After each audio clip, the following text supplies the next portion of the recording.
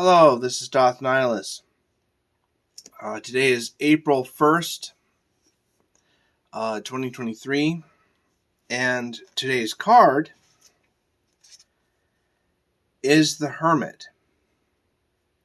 So the Hermit is represented by the zodiac Virgo and the Hebrew letter YOD. So with that said, let me read a little bit from Understanding Aleister Crowley's Thoth Tarot by Lon Milo Duquette. So as you will know,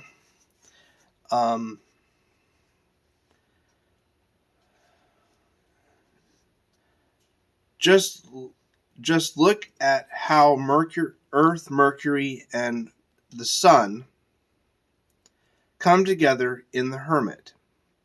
He represents the zodiac sign of Virgo. Virgo is the mutable sign of Earth. Virgo is ruled by Mercury, and Mercury is exalted in Virgo.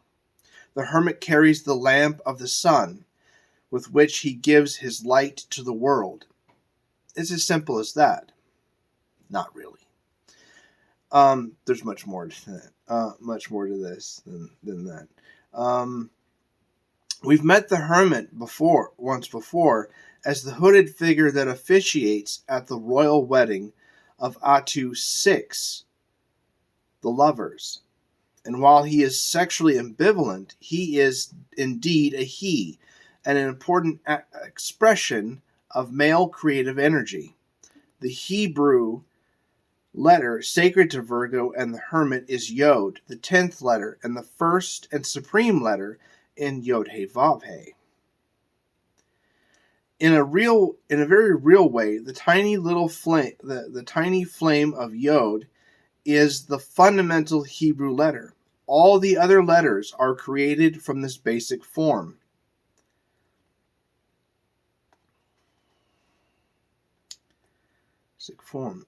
As the hidden seed of the Hebrew alphabet, Yod also symbolizes the mystery of sperm, the hidden seed, an essential secret of fertilization. See how the Hermit stares at the Orphic egg? If I were that egg, I'd be nervous. Crowley writes, in this trump is shown the entire mystery of life in its most secret workings. First of all, the figure of the Hermit himself is one big stylized Yod. He sports the ibis head of Thoth, Mercury. The only other visible part of it is his hand. Yod is in Hebrew. He stands in the fertile field of wheat, the heavy-headed shafts suggestive of sperm. He carries the lamp of the sun. He is dogged by Cerberus, the three-headed guardian of the gates of the underworld, whom Hermes Mercury tamed with honey cakes during his mission to rescue Persephone from Hades.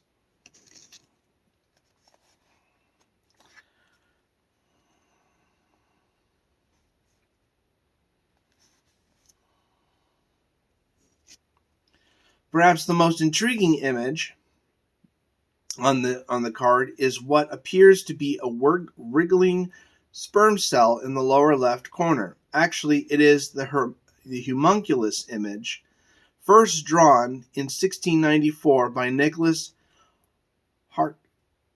Hartsoecker.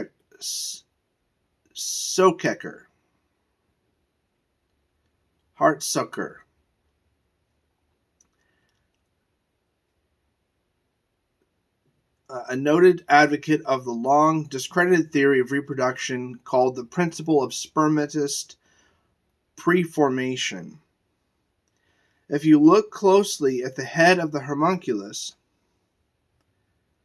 you will see a large-headed baby curled in the fetal position. While this concept is based upon biologically inaccurate science, it expresses the most universal and magically correct doctrine of correspondence, as above, so below.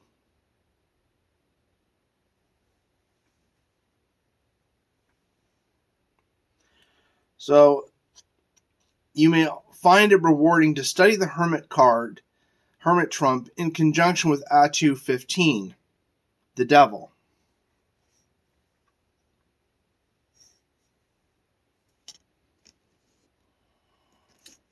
So that is the information for that card. And with that, we'll get busy reading from here. Chapter 5 of Liber vel Lapidis Lazuli. O my beautiful God, I swim in thy heart like a trout in the mountain torrent. I leap from pool to pool in my joy. I am goodly with brown and gold and silver. Why am I lovelier than the russet autumn woods at the first snowfall? And the crystal cave of my thought is lovelier than I. Only one fish hook can draw me out. It is a woman kneeling by the bank of the stream. It is she that pours the bright dew over herself and into the sand, so that the river gushes forth. There is a bird on yonder myrtle. Only the song of that bird can draw me out of the pool of thy heart, O my God. Who is this Neapolitan boy that laughs in his happiness? His lover is the mighty crater of the mountain of fire. I saw his charred limbs borne down the slopes in a stealthy tongue of liquid stone. And oh, the chirp of the cicada! I remember the days when I was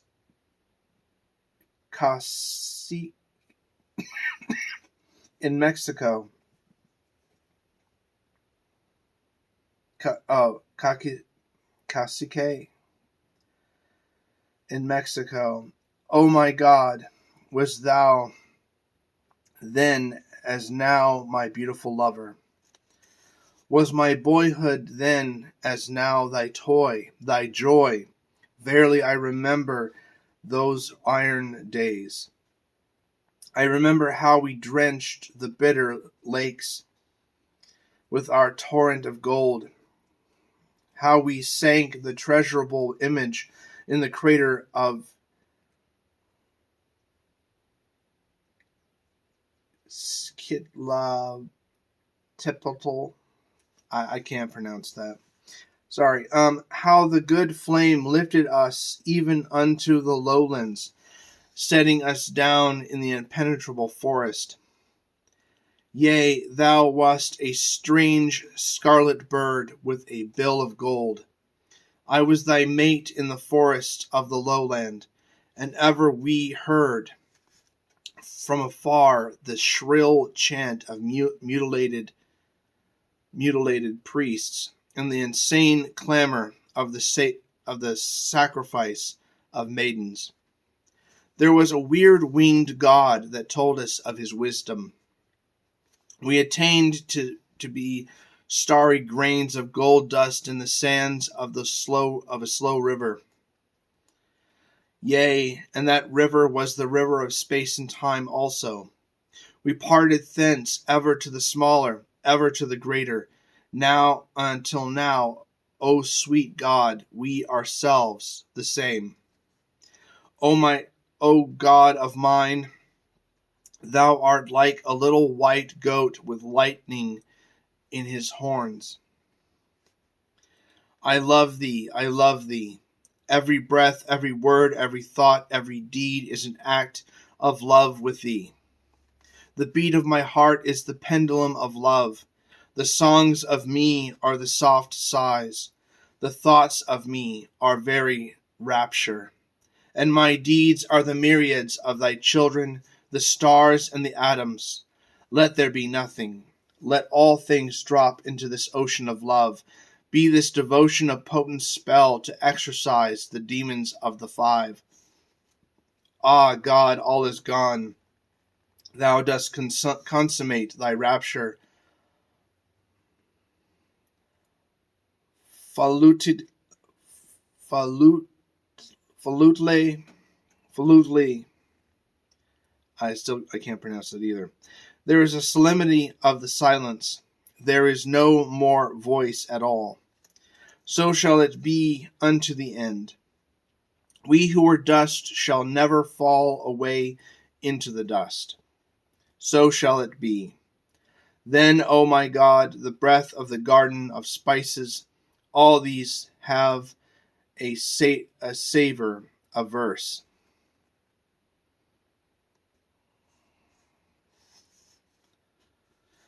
The cone is cut with an infinite ray. The curve of hyperbolic life springs into being.